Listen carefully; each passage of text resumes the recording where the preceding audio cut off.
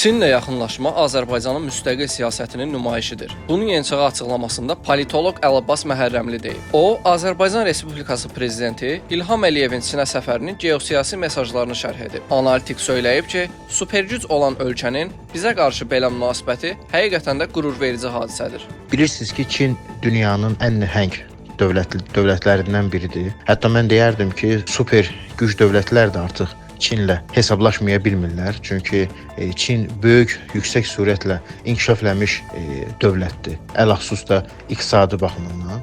Bu cür bir dövlətin hər bir sahəsinə görə Azərbaycandan fərqli bir dövlətin Azərbaycana bu cür münasibəti, onun dövlət başçısının bu cür yüksək protokolla qarşılanması doğrudan da qürurverici bir hadisədir. Çin ilə Azərbaycanın münasibətləri demək olar ki, yeni mərhələsinin başlanğıcı da hesab eləmək olar. İstər hüquqi sahədən, istər iqtisadi sahədən, istər kosmik sahədən, istər texnoloji sahədən, bütün sahələrə baxanda Azərbaycanla Çinin yeni münasibətləri Azərbaycana çox böyük bir töhfələr verəcək. Bilirsiniz ki, Azərbaycanda qeyri-neft sektorunun inkişafına böyük bir ehtiyac var və nəzərə alsaq ki, Çində qeyri-neft sektorunun vəziyyəti çox yüksəkdədir. Azərbaycanla Çin arasındakı münasibətlər də qeyri-neft sektoruna böyük töhfələr verəcək. Bura mən xüsusilə qeyd etmək istəyirəm. Kənd təsərrüfatının, tekstilin, ümumiyyətlə bu tipli sahələrin də inkişafına Azərbaycana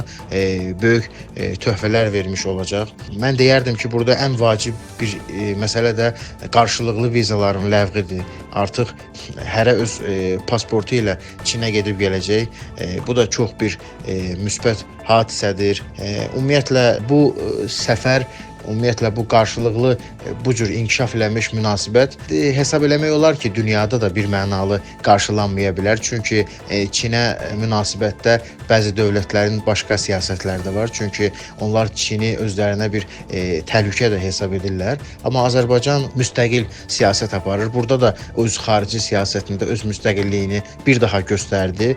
Yəni bizim Amerika ilə Amerika, Çin ilə Çin, Rusiya ilə Rusiya, yəni münasibətlərimiz müstəqil şəkildə Azərbaycanın milli maraqlarına cavab verən şəkildə inkişaf edir. Bundan sonra da təbii ki olacaq. Bu Azərbaycanın həm də xarici siyasətini də müstəqil apardığının bir daha nümayişidir. Ümumiyyətlə mən hesab edirəm ki, çox yüksək səviyyəli bir rəsmi görüş oldu. Deyərdim ki, Azərbaycan üçün müsbət mənada töhfələrini biz görmüş olacaq.